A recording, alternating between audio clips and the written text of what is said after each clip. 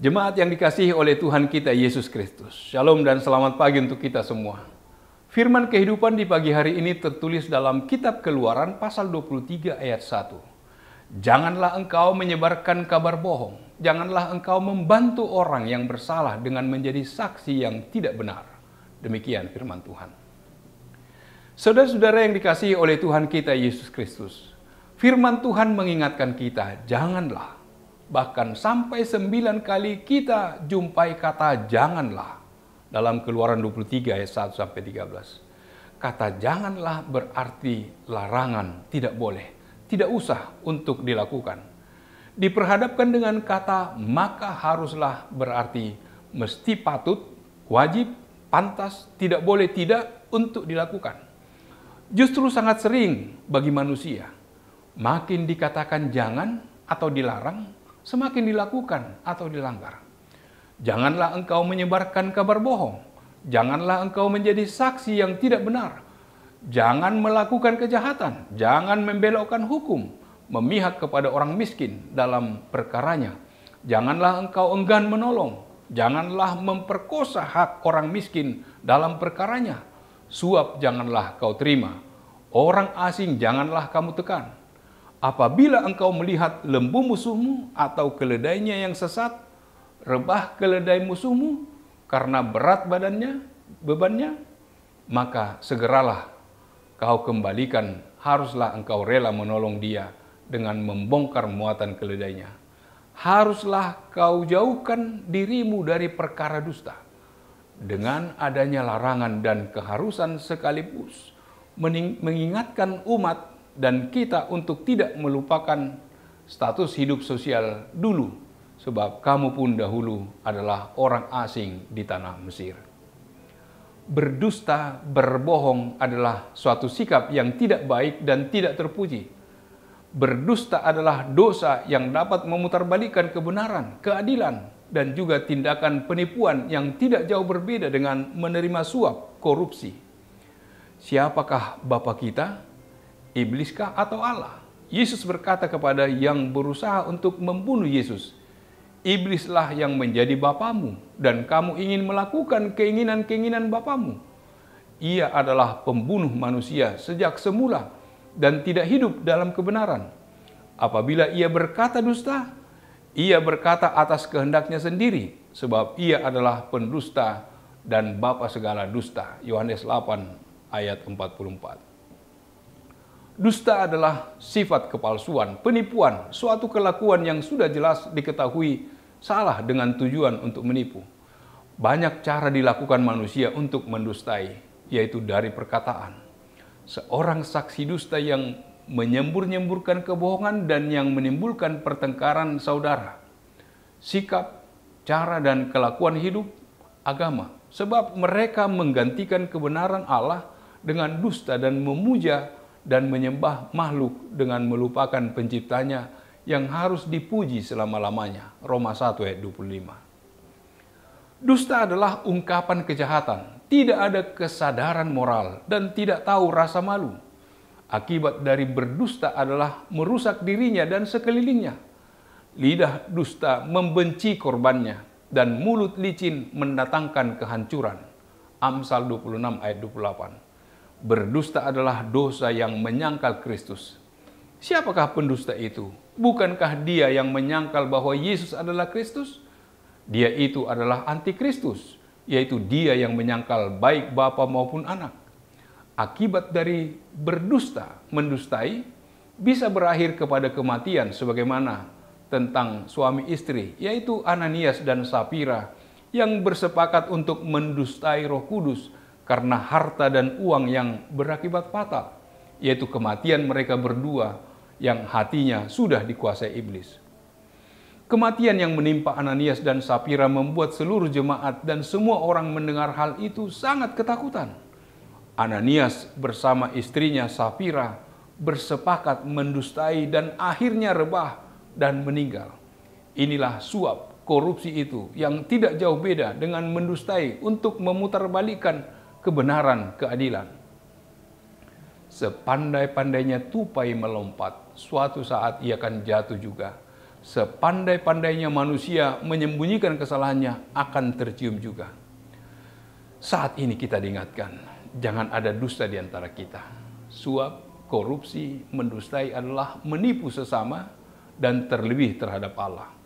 Orang yang menerima suap, korupsi, mendustai adalah orang yang sudah mati kerohaniannya dan dengan sadar telah tunduk dan dikuasai oleh iblis.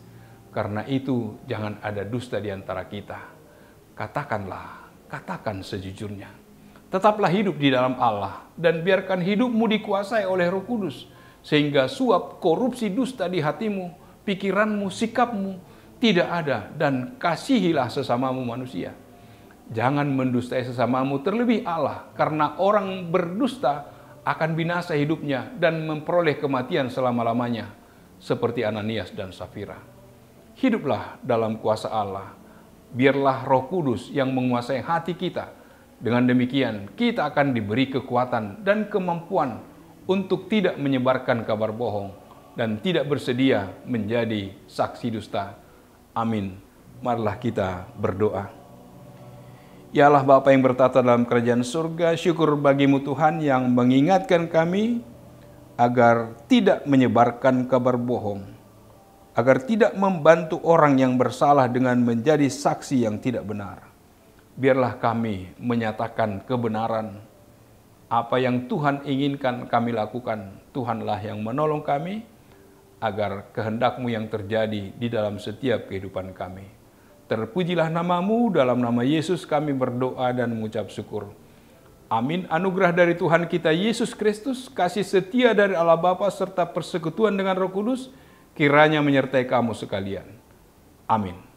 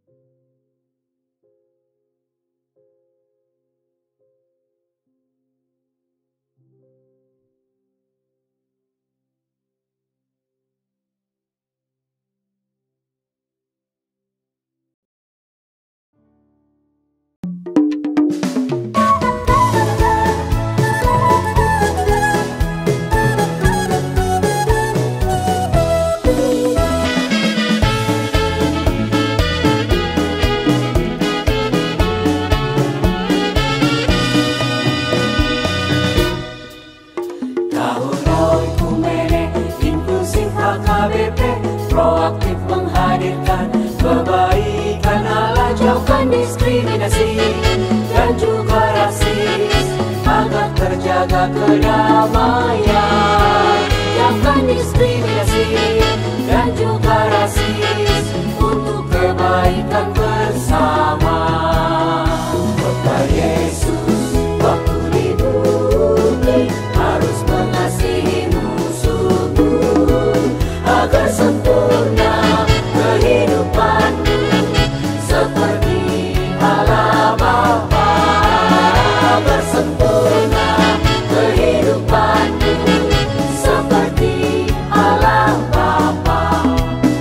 Okumene mempersatukan umat manusia di bumi.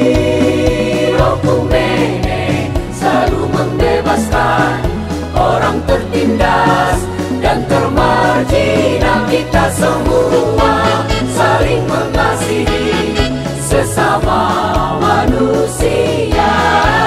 Apapun agama kita wujudkan keutuhan ciptaan Tuhan.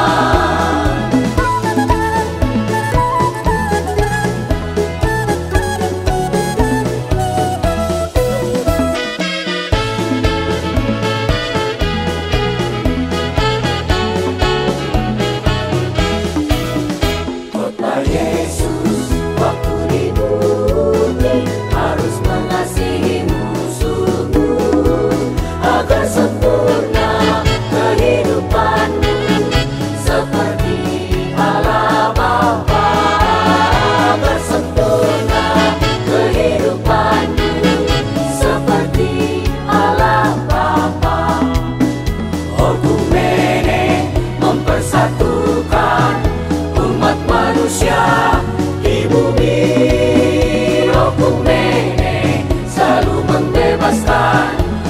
orang tertindas dan termargina. Kita semua saling mengasihi sesama manusia. Apapun adanya kita wujudkan keutuhan ciptaan Tuhan. Okumene mempersatukan umat manusia di bumi. Okumene selalu membebaskan orang tertindas dan termargina. Kita semua saling mengasihi sesama manusia. Apapun adanya kita wujudkan keutuhan ciptaan Tuhan.